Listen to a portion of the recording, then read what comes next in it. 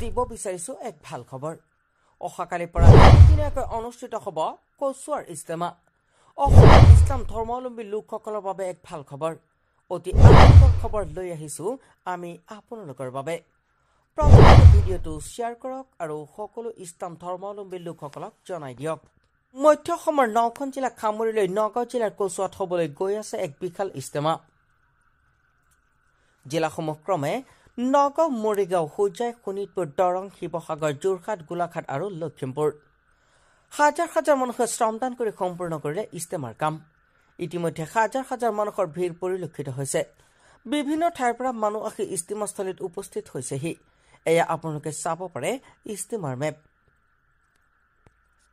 ভালদৰে চাই লওক এই মেপখন যাতে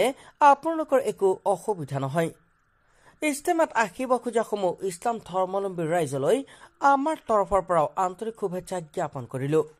আকৌ কৈছো আজিৰ প্ৰতিবেদনটো এটা শ্বেয়াৰ কৰি সকলো ইছলাম ধৰ্মাৱলম্বী ৰাইজক জনাই দিয়ক আৰু ইজতেমালৈ আহিবৰ বাবে সুযোগ কৰি দিয়ক